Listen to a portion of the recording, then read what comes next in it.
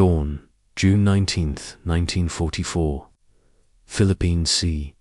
A thin line of contrails scrawls across a pale sky, angling toward a speckled horizon that hides Vice Admiral Mark Mitch's fast carriers.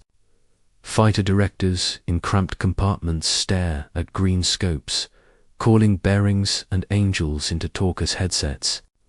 On the flight deck of USS Essex, Commander David McCampbell cinches his mask as his F-6F idles, the deck trembling under him.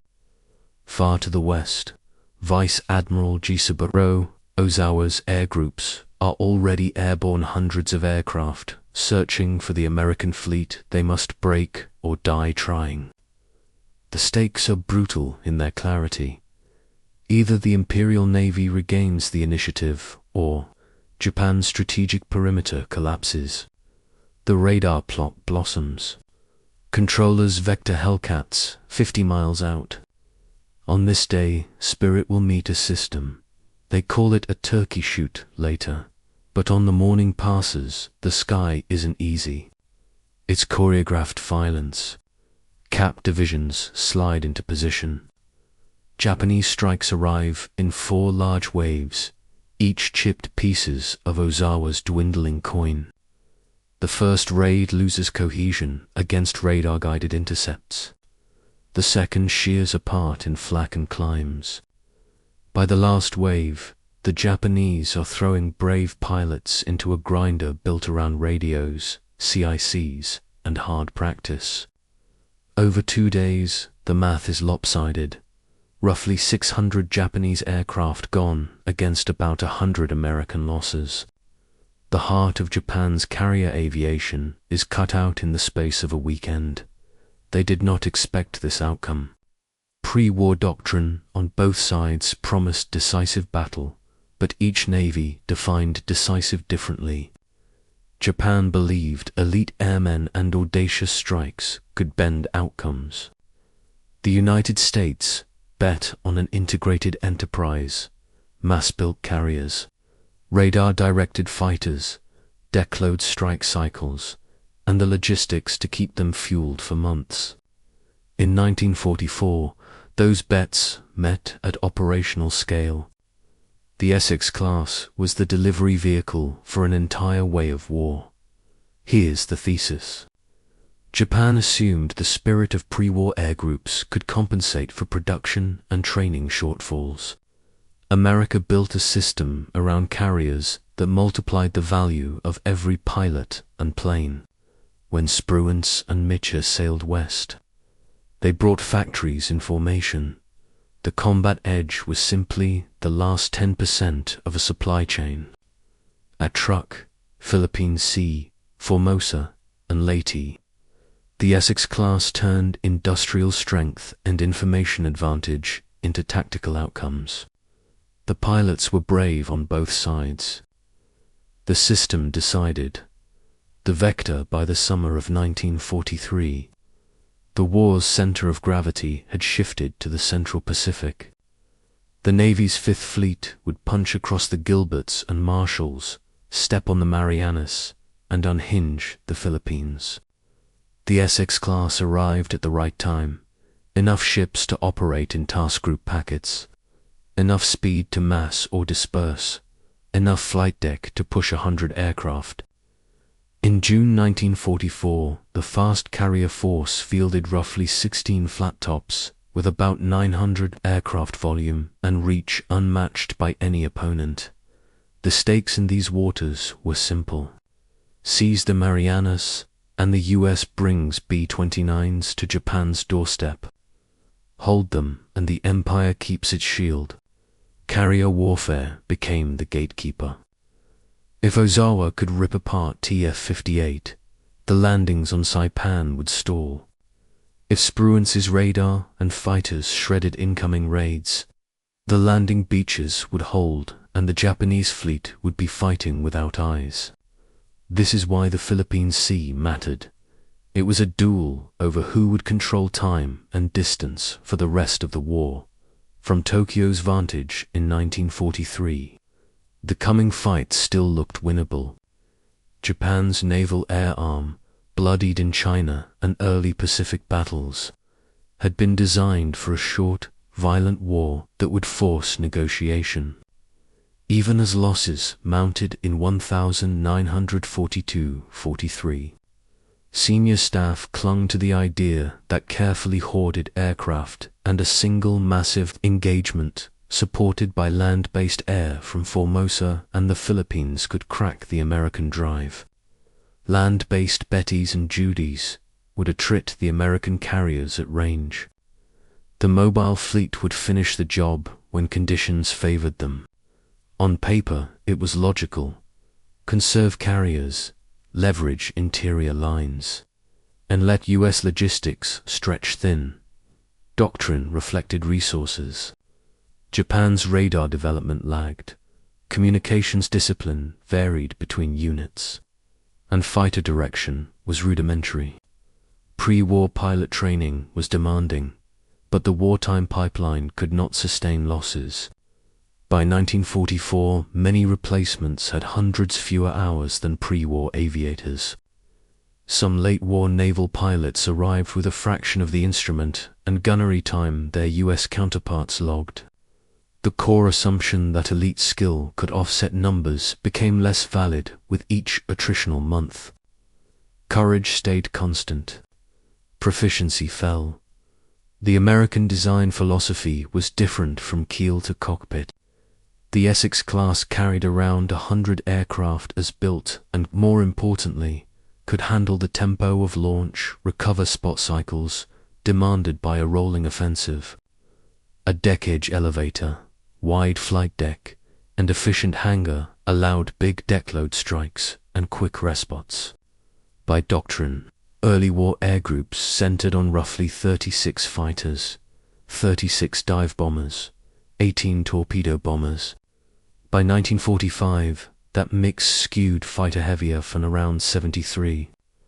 Hellcats plus smaller bomber torpedo. Complements because killing enemy aircraft on the ground and in the air was the surest way to protect the fleet in landings. Electronics tied it together. Essex-class ships mounted SK, SC series, air search radars, SG surface search, and dedicated fighter direction sets, feeding combat information centers, CICs.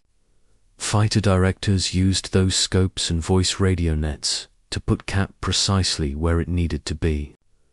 During the June 1944 raids, U.S. interceptors were commonly guided to contacts 50 to 60 miles out, time enough to climb, sort, and strike before enemy formations found the carriers. As one contemporary summary put it, radar-enabled interception 70 miles out, allowing the carrier to remain unmolested. First contact came earlier, in small doses that proved the system. In late summer and autumn 1943, newly commissioned Essex-class carriers raided Marcus and Wake. These were limited strikes, but they rehearsed what mattered. Pre-dawn fighter sweeps, coordinated dive bomber, torpedo attacks, night recoveries under radar control, and the discipline of deck cycles. Nothing here won the war, but everything here prevented later losses. The air groups took notes. CICs refined voice procedures. Oilers practiced rendezvous. The fast carrier teams learned how to keep operational clockwork ticking in open ocean. Then, in February 1944, the system flexed at truck. Operation Hailstone was not a carrier, dual but a wrecking job. Destroy the forward base that had once menaced Allied lines. Over 2 days, Essex-class and light carriers under Mitchell delivered hundreds of sorties. Japanese shipping burned in the lagoon. Aircraft were cut down in the air and blasted in reverse. Conservative tallies list 40 to 50 ships sunk and is greater than or equal to 200 to 275 aircraft destroyed. Truk never recovered as a naval base. And when TF-58 turned west, it did so against an enemy cut off from fuel, parts, and repair space. The Philippine Sea is where the system versus spirit divide became visible at scale. On June 19th, radar plots built the attack picture long before lookouts spotted specks. Fighter direction controlled timing, altitude, and geometry. When Japanese strikes came in for waves, cap met each in layered bands, Hellcats high to slash escorts, more Hellcats low to break up torpedo runs, and heavy flak to punish anything that slipped through. Numbers matter. TF-58 fielded approximately equals 900 carrier aircraft against an opponent who could muster approximately equals 450 carrier aircraft plus approximately 300 land-based. By day's end, hundreds of Japanese aircraft were gone for modest American losses. The next day's long-range dusk strikes savaged the retreating fleet. Japanese pilot attrition in a single weekend erased years of scarce training hours. The long-range strike on June 20th was an engineering decision as much as a tactical one. Mitchell launched at extreme range near sunset, accepting night recoveries that would scatter planes across multiple decks. The carriers turned on the lights, literally landing beacons and searchlights cutting the black to bring their air groups home. It was messy and costly, but the principle held. The fleet could project power deeper, on schedule, because its radars, radios, deck crews, and maintenance shops had practiced to exhaustion. The next morning, the Japanese still had carriers. They no longer had a carrier air arm that could fight. This scale of combat only works if the sausage machine behind it never stops. The American answer was afloat logistics. Service Squadron 10 turned atolls like Ulithi into mobile cities, complete with floating dry docks, repair ships, ammunition barges, and vast fuel stores. Oilers met task groups on schedule. Carriers topped off aviation gas and ordnance, swapped spare engines, and rotated worn squadrons. At peak, Ulithi held upward of approximately 617 ships. TF-58-38s operated indefinitely at distances once thought impossible for big fleets. 2 oiler squadrons alone kept the carriers and their screen topped up, compressing the time between raids 2 days. The scale of this factory at sea mattered more than any single ship. Essex was the chassis. The powertrain was underway replenishment. Air group composition could then optimize for mission rather than endurance. By 1945, many Essex air wings carried 173 fighters and smaller bomber torpedo components, fighters that doubled as bomb trucks with 500-pounders under the wings. Fighters suppressed airfields, strafed parked aircraft, and still caught incoming raids, an economy of force only possible when ordnance, spares, and fuel arrived right on time. Intelligence and command control were the nervous system. Coast watchers and subs gave contact reports. But the decisive advantage in fleet actions was radar and the way Americans used it. Carrier groups built CICs that integrated air search, height finding, and IFF into a single picture. Fighter directors assigned caps by sector and altitude, juggling climbing divisions and relieving low-fuel fighters. The result was repeatable. Intercepts 50-60 miles out. TP stacked to kill escorts first. Flak channels timed to solve final penetrations. The U.S. did not just have radar sets. It had well-trained people and procedures to wring value from them. It shows in places like the Philippine Sea and the Formosa air battle.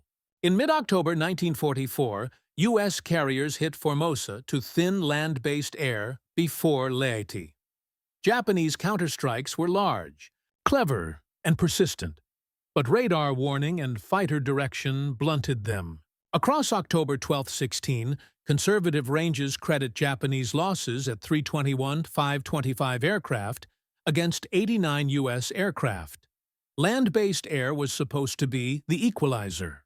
Under radar and disciplined cap, it wasn't. The human capital gap widened while the hardware gap grew.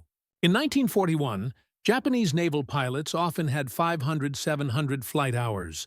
By 1944, many replacements had 300 hours or less, and some special attack trainees had 40-50 hours. U.S. naval aviators typically accumulated several hundred hours before deployment, and then flew relentless combat training and live missions from carriers.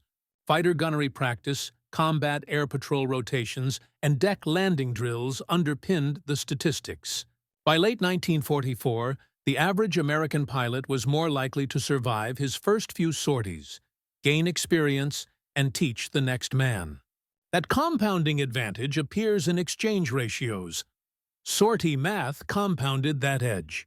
A fighter-heavy air wing could fly more KP cycles per day, keep more sections airborne over the screen, and still generate fighter-bomber strikes ashore. Maintenance crews kept serviceability high. Spares and engines arrived across hoses and high lines. The short way to say it, the Americans could afford to make the safe play tactically. Attrit first, strike second, because the system guaranteed they'd have the same options tomorrow. The tactics evolved to refuse the fight Japan wanted. Pre-war Japanese doctrine prized concentrated carrier strikes closing to torpedo range. U.S. doctrine in 1944-45 did the opposite. Hold the carriers outside land-based air envelopes. Use fighter sweeps to clear the air. Use radar to avoid surprise. And only commit heavy strikes when the enemy was fixed or retreating. Even the famous June 20th at dusk strike was not a lunge to decisive battle as Mahan imagined. It was a measured blow launched with enough fuel to get the force back under lights. At Leyte, the carriers never chased gun duels. They used air power to pry open the operational box and make Kurita's and Ozawa's plans irrelevant. That refusal paid off at Formosa and Leyte. Japanese communiques briefly claimed extraordinary success off Formosa. In reality, carrier strength and aircrew quality eroded further. When the Leyte operation opened, Ozawa's northern force carried few planes and served as bait. TF-38 burned down Musashi with air power in the Sibuyan Sea and still had strength to duel multiple axes. The map at Leyte is complicated. The arithmetic is not. Japan could no longer assemble effective mass in the air. Nuance lives in the margins. Japanese pilots still hit hard when conditions favored them. At Okinawa, kamikaze tactics exploited radar blind spots and the strain of round-the-clock operations. Franklin was nearly lost to a sudden dive bomber attack near Japan on March 19, 1945. Bunker Hill suffered catastrophic losses to twin kamikaze hits on May 11. Radar and fighter direction were not force fields. They were probabilities tilted by training and timing. And American claims in the heat of battle sometimes overshot true enemy losses. Conservative ranges, cross-checked against post-war surveys, tell the story without hyperbole. Similarly, figures for Truk and Formosa vary by source. The safe conclusion is not the exact count, but the decisiveness of the outcomes. Truk ceased being a forward threat. Formosa's air could no longer shield the Philippines. Ozawa's carriers stopped being carriers in any meaningful sense after June. The trend line points one way. Here is the numbers roll-up in plain language.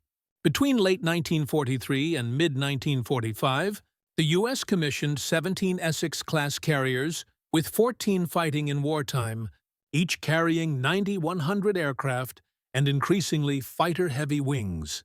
In June 1944, TF-58 massed 900 carrier aircraft.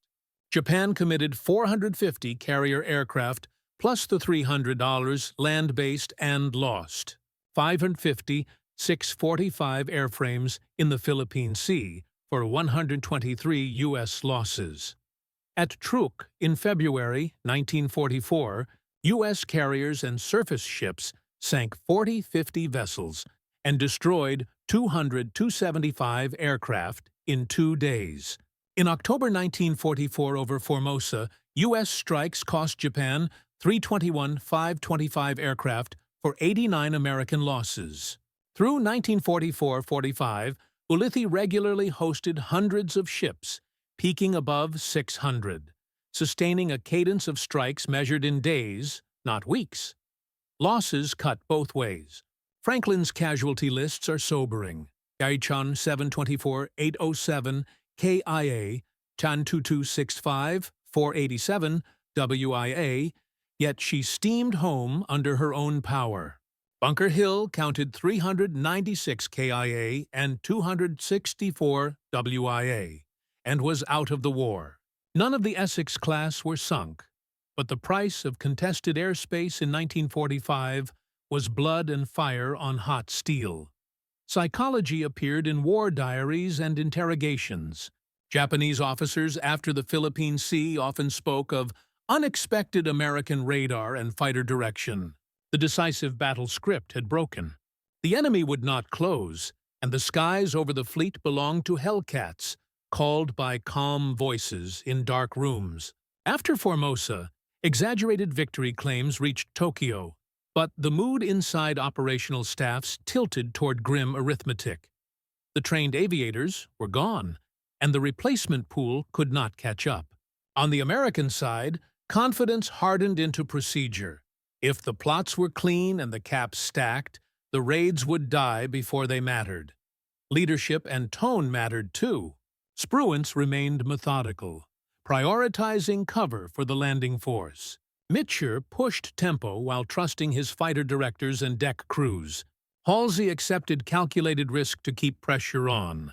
The Essex-class let different styles ride the same machine. Beneath each admiral sat the same radar scopes, oilers, and air groups. The machine did not care which flag flew over the task force. It rewarded schedule discipline and punished improvisation without logistics. Within 3 to 12 months after Philippine Sea, the strategic map inverted. Saipan, Tinian, and Guam became U.S. forward bases. B-29s began systematic attacks on the home islands. Leyte Gulf destroyed Japan's ability to concentrate surface power. Subsequent carrier raids hit Kyushu and Kure. By spring 1945, Okinawa's radar picket lines and cap rotations absorbed relentless kamikaze blows, while the main carrier groups pounded airfields and shipping. The Essex-class that had started as an offensive spear now served as an air shield for an amphibious sledgehammer. The war's endgame unfolded along the logistics lines the carriers had created for themselves. A sober ethics note belongs here. Carrier raids struck military bases that sat near towns, and Japanese civilians suffered in and around these targets. Kamikaze attacks, desperate and lethal, cost many young Japanese pilots their lives while killing thousands of Allied sailors. Truk Chuk Lagoon remains a maritime graveyard, with war graves lying amid coral.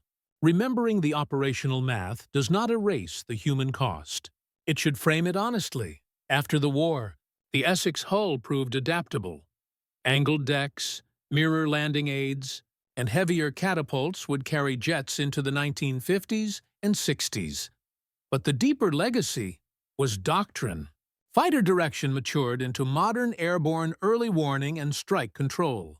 Underway replenishment evolved into standard practice for blue water navies. Air wing composition kept swinging toward fighters because air superiority reliably unlocks every other mission. Training pipelines grew to protect the experience base the Japanese had lost. The Essex story became a case study in how systems beat heroics over time. And the verdict?